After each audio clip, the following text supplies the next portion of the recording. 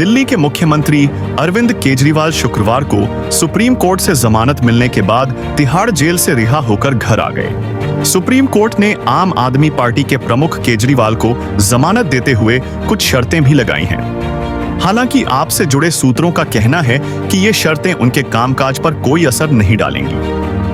सूत्रों ने कहा कि सीएम केजरीवाल अब भी उन फाइलों पर हस्ताक्षर कर सकते हैं जिन्हें उपराज्यपाल की मंजूरी की जरूरत होती है, और वे अपने ऑफिस या दिल्ली सचिवालय में जाने के बजाय घर से या आधिकारिक चैनलों के माध्यम से काम कर सकते हैं।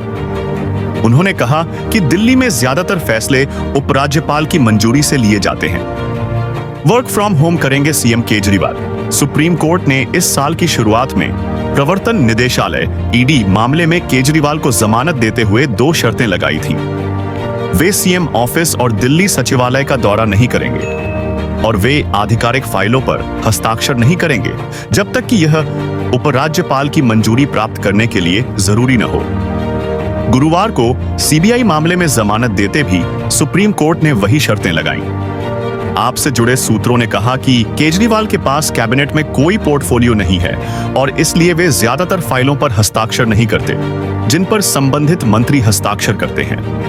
उन्होंने कहा कि दिल्ली में अधिकांश निर्णय उपराज्यपाल की मंजूरी से होते हैं और इसीलिए केजरीवाल उन फाइलों पर भी हस्ताक्षर कर सकते हैं। उन्होंने कहा कि केजरीवाल मुख्यमंत्री कार्यालय या दिल्ली सचिवालय में न जाकर भी काम कर सकते हैं क्योंकि वे आधिकारिक निर्णयों की संचार श्रृंखला का हिस्सा होंगे, या वे घर से काम कर सकते हैं। आदेश को लेकर फैलाई जा रही गलतफहमी। इसके साथ ही उन्होंने बताया कि सीएम केजरीवाल के दिल्ली विधानसभा की कार्यवाही में भाग लेने पर कोई रोक नहीं है। उधर वकील अभिषेक मनु सिंघवी ने भी कहा कि यह गलतफहमी फैलाई जा रही है कि केजरीवाल कोई फाइल हस्ताक्षर नहीं कर सकते। सिंघवी ने कहा, गुरुवार के आदेश और इससे पहले 12 जुलाई को पास किए गए आदेश में कोई परिवर्तन नहीं है। उस आदेश में कहा गया है कि केजरीवाल के पास कोई पोर्टफोलियो नहीं है। वे वास्तव में किसी फाइल पर हस्ताक्षर नहीं करते। एकमात्र श्रेणी की फाइलें जो उन्हें हस्ताक्षर करनी होती हैं, वे हैं जो उपराज्यपाल के पास जाती हैं। उन्होंने कहा, 12 जुलाई को सुप्रीम कोर्ट के आदेश ने इस अंतर को स्पष्ट किया कि केजरीवाल उन फाइलों पर हस्ताक्षर कर सकते हैं जो उपराज्यपाल के पास जानी है।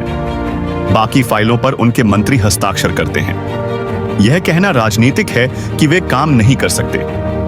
मेरा कहना है कि एक चुने हुए मुख्यमंत्री को इस तरह की शर्तों से हटाया नहीं जाना चाहिए। न्यूज़ 18 ने पहले रिपोर्ट किया था कि जस्टिस उज्जवल भुइयां ने अपने फैसले में कहा था कि उन्हें उन शर्तों पर गंभीर आपत्तियां हैं जिनमें केजरीवाल को मुख्यमंत्री कार्यालय में प्रवेश करने या फाइलों पर हस्ताक्षर करने से रोकने का जिक्र किया गया है, जो गुरुवार को 2 सदस्यीय पीठ द्वारा अंतिम आदेश में शामिल की गईं।